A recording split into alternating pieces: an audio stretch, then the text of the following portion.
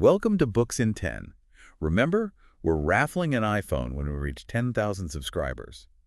Like, subscribe, and journey with us into this fantastic book. Sounds like a great deal. Share with your friends, and let's create the biggest book community on YouTube together. The more the merrier. Oh, there's a link to purchase the book in the pinned comments. Enjoy! Sounds good. We are accepting book requests to create content within. Suggest the best titles in the comments.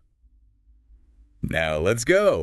Today we're diving into Aristotle's Politics. It's a classic, right? I mean, people are still talking about this thing thousands of years later. Absolutely. It grapples with these huge questions, right? About government, citizenship, what makes a society tick, like what even is the good life? Yeah, and what's so cool is Aristotle doesn't just like stay in the theoretical clouds, you know what I mean? Right. He's looking at like real societies, his historical examples, ancient Greece, Persia, all sorts of places. It's like he's trying to crack the code of what makes political systems work. Or not work, I guess. Exactly. And he starts by looking at something that we might not expect, right? The household. He sees it as like the foundation of the state, built on these relationships, right? Master-slave, husband-wife, father-children. Okay, whoa. Right off the bat, we're hitting something super controversial today. This idea of inequality baked into these relationships. Could you maybe unpack that a bit? Sure. So for Aristotle, inequality was just like part of the natural order, right? He believed some people were just born to rule, others to be ruled. So in the household, you had this hierarchy, right? The master had authority over the slave, the husband over the wife, father over the children. But doesn't that kind of thinking, like, totally clash with the whole all men are created equal idea? I mean, that's what so much of modern society is based on. Yeah, it definitely clashes with modern sensibilities. But to understand Aristotle, we kind of have to put him back in his time. Now, this doesn't excuse it, obviously, but it helps us see how his thinking evolved from what was considered, normal back then. It makes you wonder how future generations are going to judge our accepted norms. Right. Like, what are we doing that'll seem totally bonkers in a few centuries? Absolutely. It's a good reminder to always question, right? Question our assumptions. Now, going back to the household, each person in these relationships, they weren't just slotted into a role. They were also expected to live up to these specific virtues. Ah, yes. Virtue. Huge for Aristotle. Not just rule following, but developing a certain kind of character. What did he see as the key virtues within this household structure? Well, for the ruler, right, whether that's the master, husband, or father, it was all about wisdom and justice. They had to make decisions for the good of the whole household. For those being ruled, like the slaves, it was obedience and, skillfully carrying out tasks. Wives were expected to manage the household well. So very much a top-down structure, clear expectations. I got to ask, though, how did Aristotle justify slavery? It's hard to square that with any notion of virtue, isn't it? It's a tough one, no doubt about it. He argued that some people lacked the capacity for rational thought, and they were better suited to be guided by others. He saw it as a reciprocal relationship, Master provides, the slave provides labor, freeing the master for higher pursuits like politics or philosophy. A pretty convenient argument for the master, wouldn't you say? Today, we recognize that slavery as, well, abhorrent. It's a violation of human dignity, period. Absolutely. And it's crucial to remember that even brilliant minds can be products of their time. And this is where, engaging with these challenging texts like politics is so valuable. It forces us to, to confront these uncomfortable parts of history, learn from them, and to affirm our commitment to progress. I completely agree. It's a stark reminder of how far we've come, but also how far we have to go. Now, moving beyond the household, Aristotle gets into this idea of wealth. He makes a fascinating distinction between what he calls natural and unnatural wealth. Right. This is where he's getting into the economics of society. Natural wealth. For Aristotle, it's about acquiring what you need to survive, right? To run your household. Think farming, fishing, basic crafts. It's about meeting your needs, So unnatural wealth must be about exceeding that basic level then. Exactly. It's driven by this desire for profit, Yeah. accumulating more and more beyond what you actually need. This is where trade comes in, money making. And Aristotle was wary of this kind of wealth. He saw it as potentially corrupting, leading to greed and instability. It's interesting because he seems to be tapping into something really fundamental about human nature, right? This tension between our needs and this this insatiable desire for more. Right, right. Even today, our economic debates, our political debates, so much of it revolves around this. Like, what is wealth even for? What's enough? How do we create a system that, serves everyone, not just a few? Those are huge questions. It's amazing that Aristotle was wrestling with them over 2,000 years ago. It shows how insightful he was, about human nature, about the challenges of building a just and stable society. Now, with this economic foundation in place, let's shift gears a bit. Let's talk about how all this feeds into Aristotle's ideas about the ideal state. What was he aiming for in terms of governance? So, for Aristotle, the ideal state, it's the one that enables its citizens to live the good life. And remember, for him, the good life is all about virtue, where individuals are striving for excellence in everything they do. So it's not just about a strong economy or a powerful military. It's about creating a society that fosters virtue, moral development. Exactly, exactly. And this is where his exploration of different forms of government comes in. Monarchy, aristocracy, oligarchy, democracy. He even talks about this concept of polity, which is like a mixed system. Hold on. He was open to mixing different forms of government. I thought he was searching for the ideal one. That's what makes him so interesting, right? He was a pragmatist, not some rigid ideologue.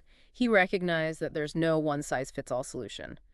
The best government, for Aristotle, it depended on the specific context, right? The size of the society, its people, its history. So context matters. But he must have had some preferences, right? Some systems that he thought were better suited for promoting the good life. He definitely leaned towards aristocracy, right? Rule by the quote-unquote best, the most virtuous. But he also saw the dangers of concentrating power in the hands of a few, no matter how wise or well-intentioned they might be. Makes sense.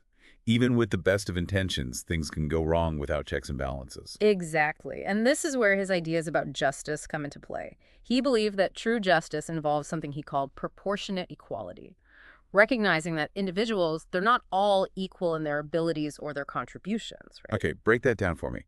Proportionate equality sounds a bit like a contradiction. Yeah, it's complex. But think about it this way. Imagine a society where everyone gets exactly the same reward, right? Regardless of their effort, their talent. Would that be truly just? I don't know.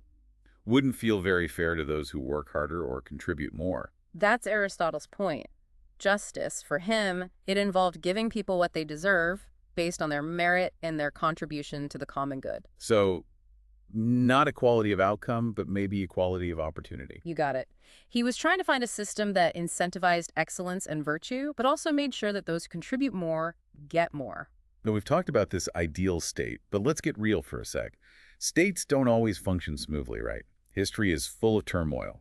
Aristotle must have had some thoughts on what can throw a state into chaos, what causes revolutions, according to him. He identifies several factors, and some of them are pretty relevant today. He talks about extreme inequality, the desire for equality when people feel like the system is rigged against them. So basically, when people feel they're getting a raw deal, they're more likely to revolt. Yeah, exactly. He also points to the arrogance and greed of those in power, which can lead to resentment, rebellion. And here's a surprising one. He even talks about differences in race and the integration of foreigners as potential sources of instability. Wait, race? That's unexpected. What did he mean by that? So for Aristotle, differences in culture, in origin, they could lead to conflict if they weren't managed well. He uses this example, the Achaeans and the Trojanians.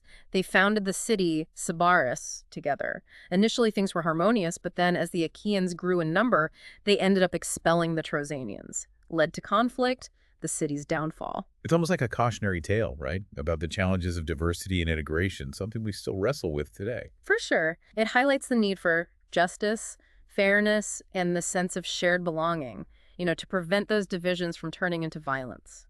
Okay, so we've got all these potential pitfalls. What's the solution? Did Aristotle have any guidance on how to build a state that can withstand all these pressures? He did. And it all boils down to the role of the legislator, the wise lawmaker who designs the state and its institutions. So it's not just about having good laws, it's about having a skilled architect of the whole political system. You got it.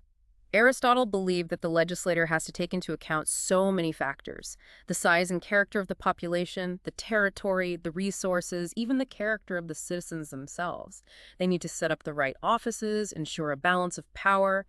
and maybe most importantly, promote education and virtue among the citizens. That sounds like a massive responsibility. How does one person even tackle all that? It's a tall order, no doubt. And Aristotle was pretty realistic about the challenges of putting these ideals into practice. He knew there's always going to be tension between, beautiful theories and the messiness of real-world politics. So he leaves us with this question. How do we take these timeless principles, justice, virtue, good governance, and apply them in a world that's constantly changing, full of competing interests? Precisely. He gives us a framework for thinking, but the work of building a just and flourishing society, it never really ends. And that's probably why politics is still so relevant today. It's not a blueprint, but a guide for navigating the complexities of political life, Yeah. the challenges of building a society where we can thrive. Yeah, I couldn't have said it better myself. Now, I know we've just scratched the surface here, but this discussion has got me really curious about Aristotle's ideas on education. He seemed to think it was super important for a virtuous society. Oh yeah, absolutely crucial. And his vision of education, it went way beyond just schooling and academics. He saw it as this lifelong process of shaping character, developing the virtues that are needed for both individuals and the community to flourish. Okay, I'm hooked. We're going to have to dive deeper into that in our next segment. Stay tuned, folks, because this deep dive into Aristotle's politics is just getting started. So where do we even start with education and politics? It's like baked into his whole political philosophy. Right. We talked about how important he thought it was for a virtuous society, but what did this education for virtue actually look like in practice? Was he thinking like specific schools or subjects? It's much bigger than that. Think of it as this whole process of forming citizens. Citizens who could, contribute to the good life. For themselves, for the community. Okay, so more like character building, not just cramming facts into their heads. Exactly. And it wasn't just for kids either. It was this lifelong thing. Cultivating habits, instilling values, shaping a person's moral compass, from childhood to adulthood. I like that. Lifelong learning for the good life. But what did that actually involve, like practically speaking? What was the curriculum, so to speak? Well, he was big on a well-rounded approach. Physical training, intellectual development, and moral instruction. All of them. It's like he wanted to develop the whole person, body, mind, and spirit. It reminds me of that saying, sound mind and a sound body, but with this ethical dimension added in. Good comparison. And he was really into the arts, especially music and poetry. He thought they had this deep impact on shaping a person's soul. Really? Music? I mean, I love listening to music, but I never thought of it as like character building. Right. It's interesting. He believed that different musical modes could evoke different emotions, even influence a person's morality. Like he thought the Dorian mode encouraged courage and discipline. Wow. So the music you listen to could actually make you a better person, according to Aristotle. That was the idea. And this wasn't just some abstract theory for the Greeks. Music was everywhere, religious ceremonies, festivals, even military training. It's like it was woven into their society, shaping their values, even their identity. Exactly. Along with music, Aristotle was a big advocate for physical training, like what we'd call athletics or gymnastics today. Makes sense. Healthy body, healthy mind. Right, but for Aristotle, it went beyond just physical fitness. He saw it as essential for developing discipline, endurance, balance qualities that were just as important on the battlefield as in the political arena. Like that grit you see in athletes. He thought those same traits were crucial for being a good citizen. Precisely. He thought physical training could instill those virtues from a young age, preparing people for, the demands of life, both war and peace. But I seem to remember he was a bit critical of the Spartans for going overboard with the whole military training thing. You're right. He thought they took it too far, focusing so much on physical strength and military discipline that they kind of neglected other important aspects of education. Things like intellectual development, the arts. So it's about balance, not creating warriors, but well-rounded individuals who can contribute to society in a variety of ways. That's the key. And this leads us to the intellectual side of his educational program. He was adamant that citizens should be trained in reasoning, logic, critical thinking, especially when it came to politics and ethics. That makes sense. If you want citizens who can govern themselves well, they need to be able to think critically, debate, weigh different perspectives. Exactly. Aristotle even emphasized rhetoric, the art of persuasion. He understood that in a democracy, the ability to articulate your ideas and persuade others is essential. It's fascinating how he's connecting all these pieces. Music, Physical training, intellectual development, even persuasion, they all come together in his vision of the ideal citizen. It's this holistic approach, recognizing that humans are complex, right? Right. Physical, intellectual, emotional, and cultivating virtue meant attending to all these dimensions. Okay, so we've talked about education, but what about the actual nuts and bolts of government? How did Aristotle see it functioning in practice? What were his mechanisms for ensuring justice and preventing tyranny? One of his key ideas was this concept of a mixed constitution. It's about blending elements of democracy and oligarchy. Not putting all your eggs in one basket. Precisely. He saw it as a way to balance the interests of different groups in society so that no one group becomes too powerful. Kind of like checks and balances, Yeah, keeping things in equilibrium. you got it. Dividing power between different branches of government, giving citizens a voice through assemblies, courts. Everyone has a stake. Sounds like he was searching for a middle ground. Ruled by the few and the many, getting the best of both systems. That's a great way to put it. He was pragmatic. He understood that there's no perfect system. The best one for a particular society depends on its context, its history, people, challenges. Context matters. But he must have had some principles that he thought applied to all good governments, right? Some kind of universal truths about good governance. He did. He placed huge emphasis on the rule of law, meaning even those in power are subject to the law. Laws should be clear, consistent, applied fairly, and there should be mechanisms to hold leaders accountable when they abuse their power. This sounds like the foundation of constitutionalism. Limiting government power, protecting citizens' rights. Exactly. Aristotle's ideas about rule of law, checks and balances, civic virtue, they've had a huge influence on Western political thought.